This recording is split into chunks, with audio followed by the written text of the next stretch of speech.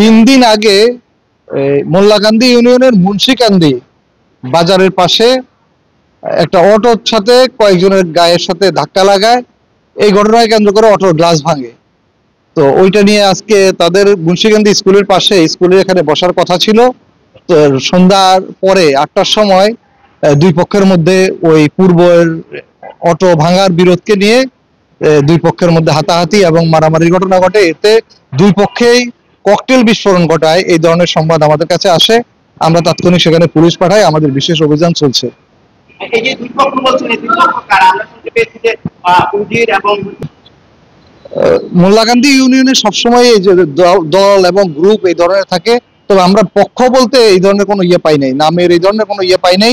আমরা বিরোধটা যে দুইজন ব্যক্তির মধ্যে, সেটা হলো অটোওয়ালা এবং অটোর এলাকার লোকজন, এইটা নিয়েই মারামারিটার সূত্রপাত। এর থেকে তারা দলবাজি শুরু করে। এটা বিষয়টা এখনো তদন্ত পর্যায়ে আছে, আমরা তদন্ত করছি, তদন্তের মাধ্যমে বিষয়টা চলে আসবে। আর এখনো আমরা কোনো অভিযোগ পাই নাই, অভিযোগ পেলে আমরা আইনগত ব্যবস্থা নিব। আমাদের টহল অব্যাহত আছে, বিশেষ অভিযান চলছে এলাকায়।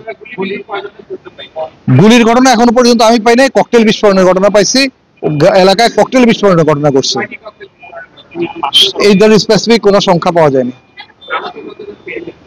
আহত আমি হাসপাতালের সূত্রে শুনছি যে 4 জন এই পর্যন্ত শোনা গেছে।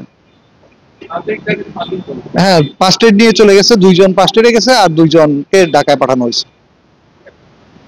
সন্ধ্যা 7টার সময় মানে ঘটনাটি আমাদের এখানে আসছে রাত 9:45 থেকে শুরু করে 9:30 পর্যন্ত 6 জন পেশেন্ট আসছে। তার মধ্যে কয়েকজনের মানে গুলির আঘাতের, ছোট গুলির আঘাতের চিহ্ন আছে, আর কয়েকজনের আছে যে অ্যাব্রাশন ইনজুরি।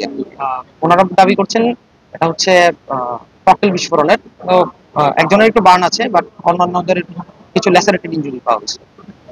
5 জনেরই মাথায় আঘাতের চিহ্ন আছে।